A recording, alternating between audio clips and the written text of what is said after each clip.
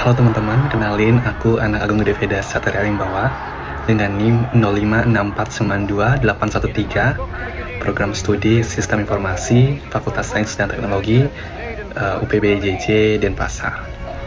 Apakah teman-teman pernah bertanya, Pancasila yang selama ini kita kenal sebenarnya lahir dari mana?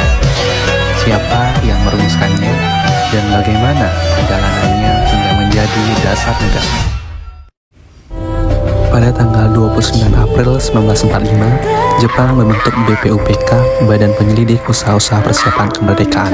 Tujuannya adalah merancang dasar negara bagi Indonesia merdeka. Sidang pertama BPUPK berlangsung dari tanggal 29 Mei hingga 1 Juni 1945. Dalam sidang ini, 3 tokoh bangsa menyampaikan gagasannya, Muhammad Yamin, Prof. Supomo, dan Insinyur Soekarno.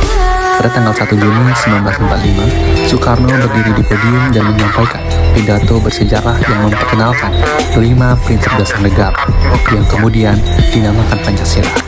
Inilah mengapa setiap tanggal 1 Juni kita memperingati sebagai hari lahirnya Pancasila. Setelah sidang pertama selesai, BPUPK membentuk Panitia 9 terdiri dari 9 tokoh bangsa, dipimpin langsung oleh Insinyur Soekarno.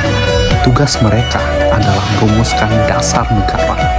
Pada tanggal 22 Juni 1945, Panitia 9 menghasilkan dokumen yang dikenal sebagai Piagam Jakarta.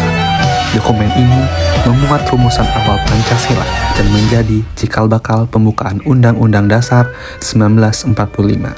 Namun, terdapat kalimat yang menimbulkan perdebatan, yaitu ketuhanan dengan kewajiban menjalankan syarat Islam bagi pemeluk-pemeluknya. 7 kata tersebut menuai keberatan dari tokoh yang mewakili wilayah Indonesia bagian timur, yang khawatir kalimat itu akan mengguncang persatuan bangsa. Tanggal 17 Agustus 1945, Indonesia memproklamasikan kemerdekaannya. Sehari setelahnya, Panitia Persiapan Kemerdekaan Indonesia bersidang untuk mengesahkan Undang-Undang Dasar 1945 sekaligus dasar negara.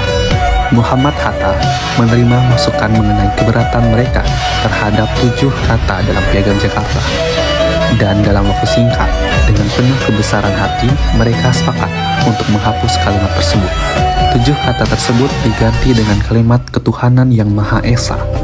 Hingga sekarang, Pancasila resmi disahkan sebagai dasar negara Republik Indonesia. Dari perjalanan lahirnya Pancasila, kita melihat secara nyata bagaimana nilai-nilai Pancasila benar-benar tercermin dalam perbentukannya sendiri.